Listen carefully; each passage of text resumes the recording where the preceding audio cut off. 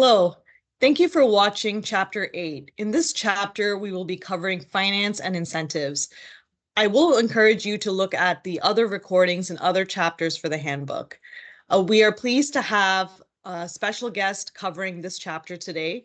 I'd like to welcome Mr. Atsumasa Sakai, who's a senior energy specialist based in Manila with the Asian Development Bank. We had the pleasure of having him join the handbook drafting session, and in his day job, he works on emerging technologies, including CCUS. All of the topics covered during today's presentation are covered in much more detail in the handbook, which we encourage you to take a look at. With that, I'd like to turn it over to our speaker. Thank you.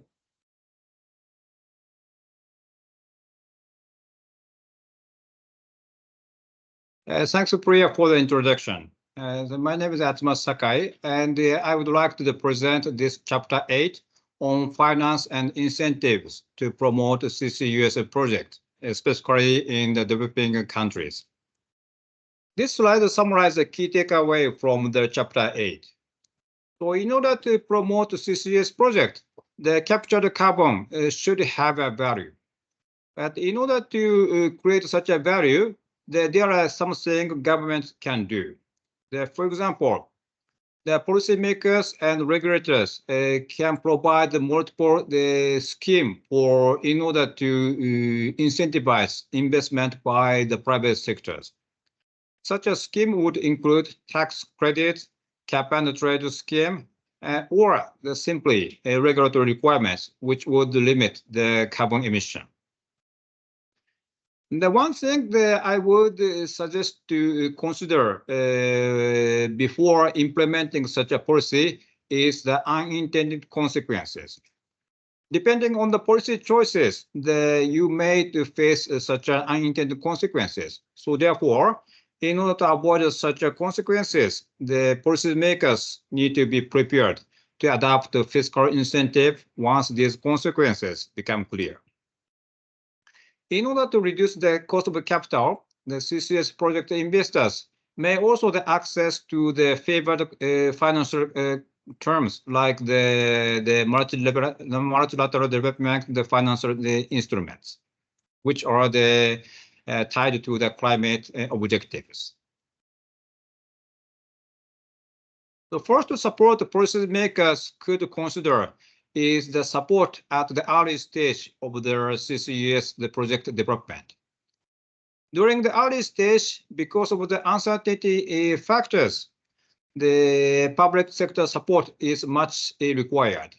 This is something the government can support, especially the research, development, and the deployment support.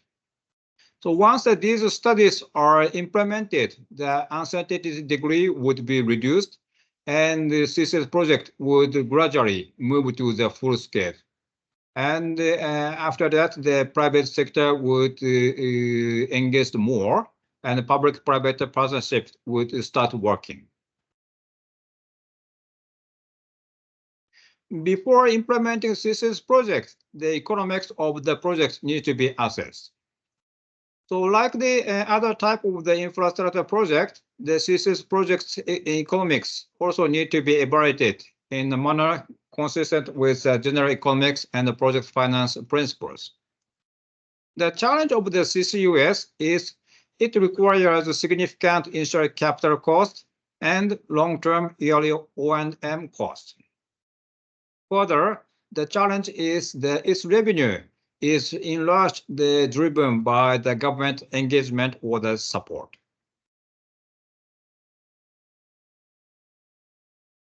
So the next few slides showcase the support the government can provide to incentivize the CCUS project.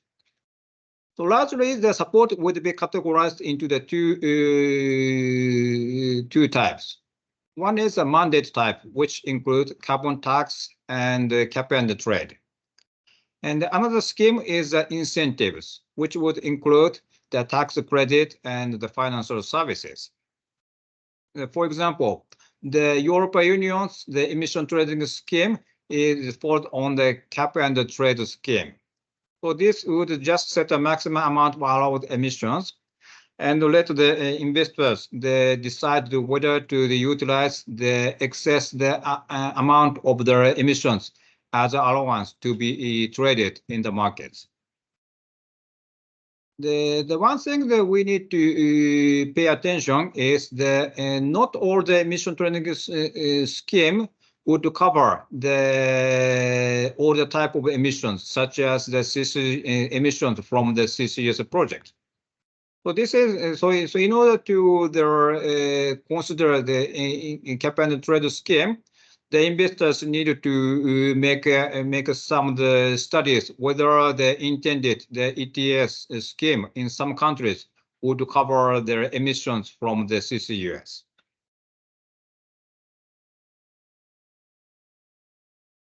And this slide shows something which I mentioned as incentives.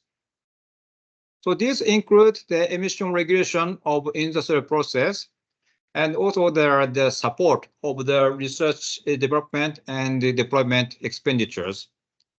And lastly, that this would also include the financial support by the multilateral development banks like ADB. So for the developing countries, these banks resource would be helpful because they would provide the favored financial terms. The key success to utilize such resources is for the developers to clearly express that a country wants a bank to engage in the accelerating CCUS and request assistance throughout the project life cycle.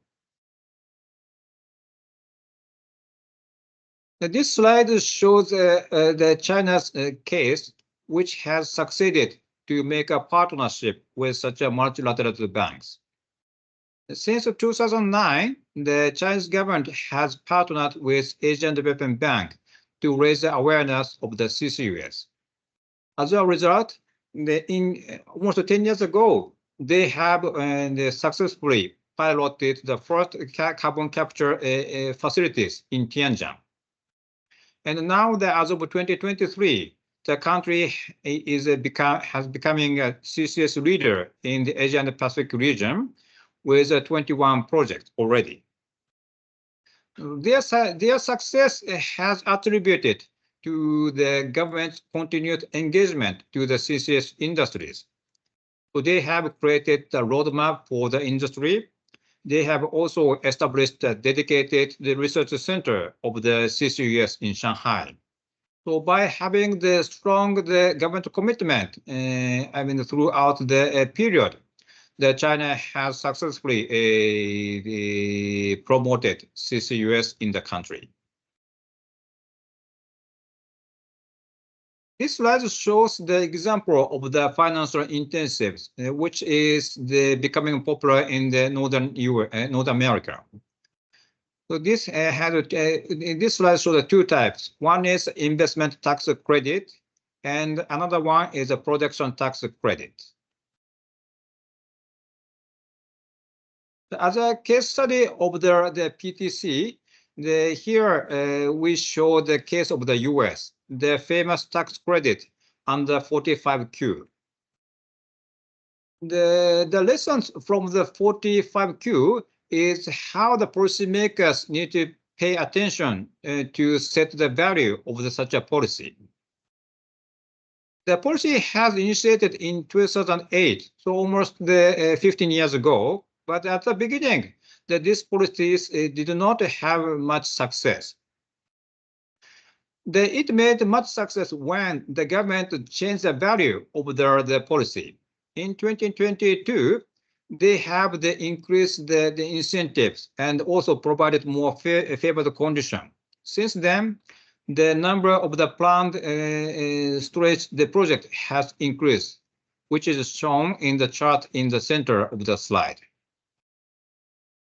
For the ITC example, the slide shows a case of Canada.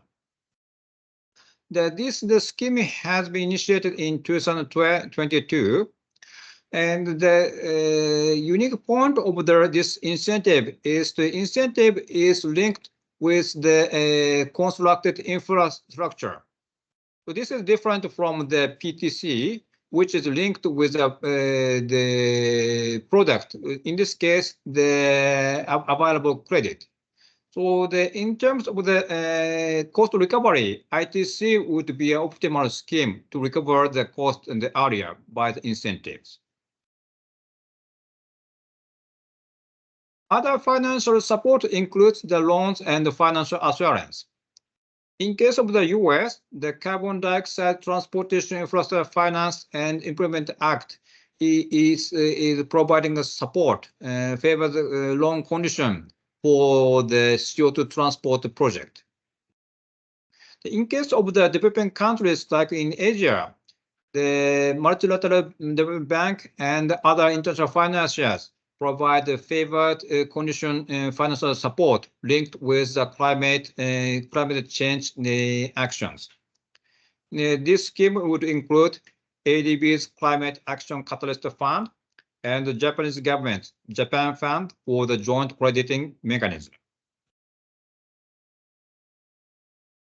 Besides such a financial support, developers may consider the revenue opportunities from the market. This slide shows the case when the developer considers selling the captured CO2 by converting into a market product, which may include the low carbon cement, steel, and chemicals. And actually, there is a certain size of the market where the investors can expect revenue by selling this product. These are the financial support and incentives which the public sector can provide, and also the private sectors can expect to promote the CCS project. But this slide shows once again the points to be considered for the policymakers before implementing such policies. That is the unintended consequences. So as we have seen in the case of the US government 45(9) tax credit, depending on the choice of the policy, the consequence would be not necessarily what the government has expected. For example, the capping credit could discourage or hinder additional CCS development. Further, selling carbon credits to an emitter for capture may discourage the emitter from making other investment in technologies that would limit its total emissions. So therefore, the government needs to carefully select the values when they implement the policies and incentives. For the last slide, we would list some drivers, which is beyond the categories which we have discussed. Such external drivers may include the carbon tax overseas. Last year, the European Union has adopted the Carbon Border Adjustment Mechanism, or CBAM. So because of that, the developing countries which export products like the steel to the EU need to consider to reduce the CO2 emission. Otherwise, they would be imposed a tax based on their carbon intensity. This would encourage such the developing countries to adopt the CCUS or the other scheme to reduce the CO2 emissions. Other drivers include the carbon accounting. So this would encourage the corporations to reduce the CO2 emissions. The International Sustainability Standard Board is developing sustainability-related disclosure standards. These would also make a pressure to the corporation level, which may consider to promote or join the CCS projects. The other includes the carbon markets, which we have already explained. And lastly, the government may also consider having some the scheme to recover their cost by issuing the license fee and the compliance fee and injection tariff. Thank you very much for your listening. Atsu-san. And again, I encourage you all to take a look at the other recordings and the handbook itself for more details on these topics. And thank you for our funder and supporter, the U.S. Department of State's Bureau of Energy Resources, for funding all of this work. Bye-bye.